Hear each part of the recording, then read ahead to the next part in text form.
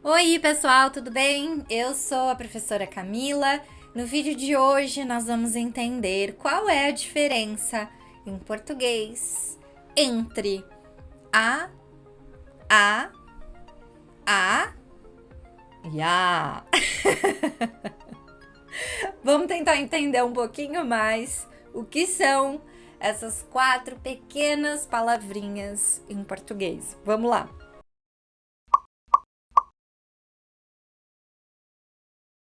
Bom, hoje a gente vai pensar em bastante exemplo, então vou consultar o meu computador que está aqui ao meu lado e a gente vai começar a nossa explicação hoje com o A. A, que é só A, somente a letra A, e A, que é só A, pode ser duas coisas, né? O A sozinho, ele pode ser um artigo feminino, a, contrário de o, plural as, masculino plural os. Então a gente poderia dizer a casa, a bola, a viagem. Então o primeiro a é um artigo, mas o a também pode ser uma preposição, né? E nesse caso, a dica que eu dou para vocês é que a gente sempre vai usar esse a sozinho, somente ele, quando queremos indicar um tempo futuro.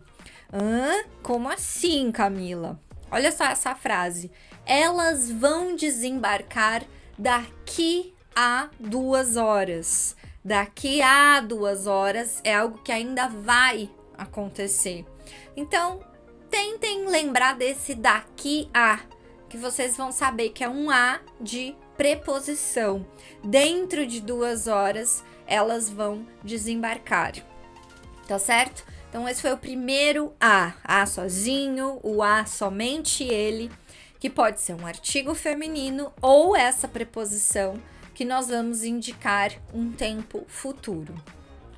Depois, a gente tem esse a com esse acento, esse sinal gráfico, como que chama essa coisa? Esse acento para o lado contrário do que a gente está habituado no português, né?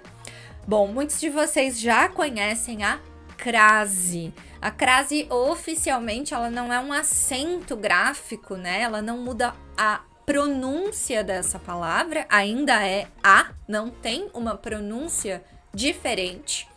É por isso que esse acento, que na verdade é um sinal gráfico, ele existe porque ele tá te falando que ele é uma junção de duas coisas. Que duas coisas se juntaram? O artigo a e a preposição a. Quando esses dois se juntam, pluc, vira esse a com essa crase, como nós falamos informalmente, um a craseado, um a com crase. E o que ele está indicando? Ele está indicando que você vai usar essencialmente, né, com esses verbos que vão te dar essa ideia de um movimento, de um destino.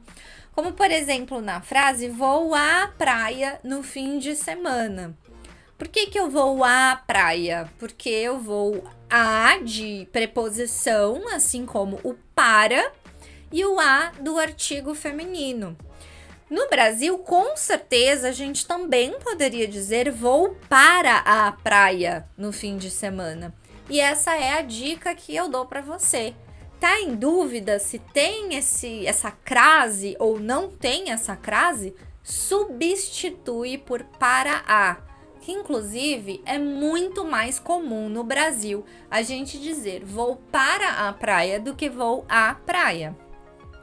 Outra dica é passar essa frase para o masculino.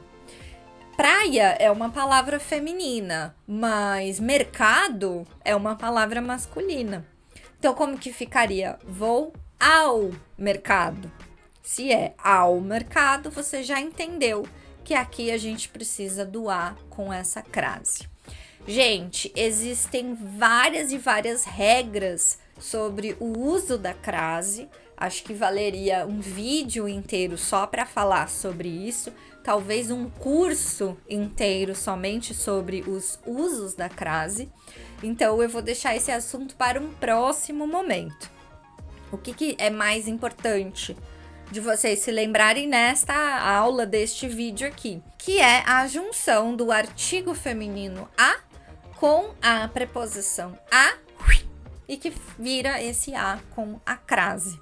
Em outro momento a gente pode ver mais regrinhas desse a com crase, mas a pronúncia ela é igual. Terceiro A que a gente tem hoje e que também tem a mesma pronúncia é esse A com H e acento agudo no A. Ah, meu Deus, o que é isso? O que é A, Camila? A é o verbo haver, certo? Aquele verbo que brasileiro não usa muito, mas que tá na sua tabela de verbos, que você já estudou várias vezes nas suas aulas de português. Então, quando esse verbo haver, ele tem o significado de existir, ele vai se tornar um verbo impessoal, o que significa que ele tem que ser conjugado apenas na terceira pessoa do singular.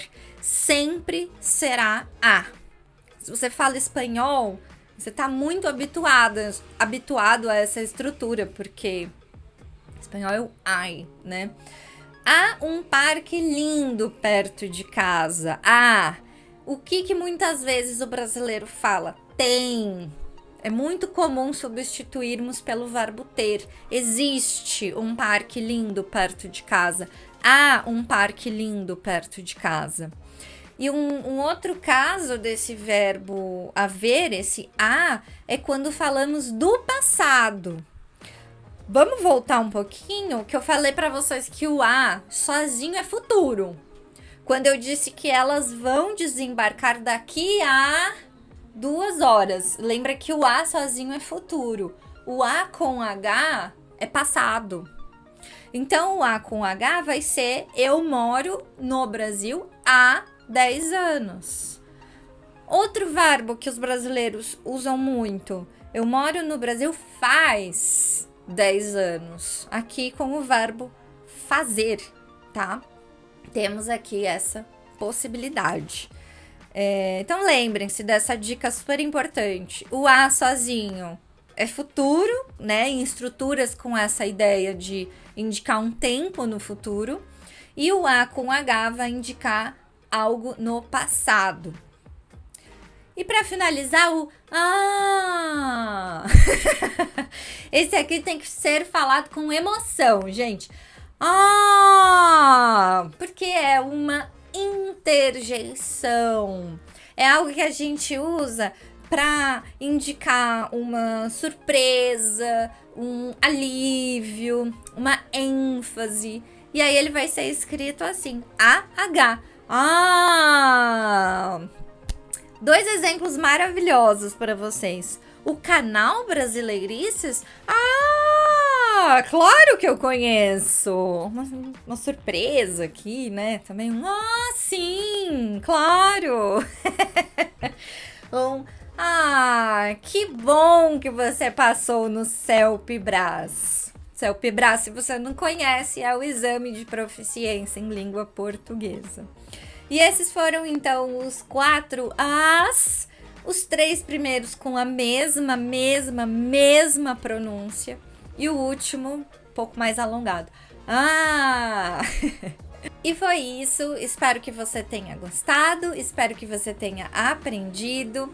Obrigada por acompanhar o canal Brasileirices. Siga o Brasileirices também lá no Instagram, e aqui embaixo, na descrição deste vídeo, tem os links dos meus materiais, jogos, e-books e cursos online de português para estrangeiros. Muito obrigada, tchauzinho e até daqui a alguns dias. Tchau, tchau!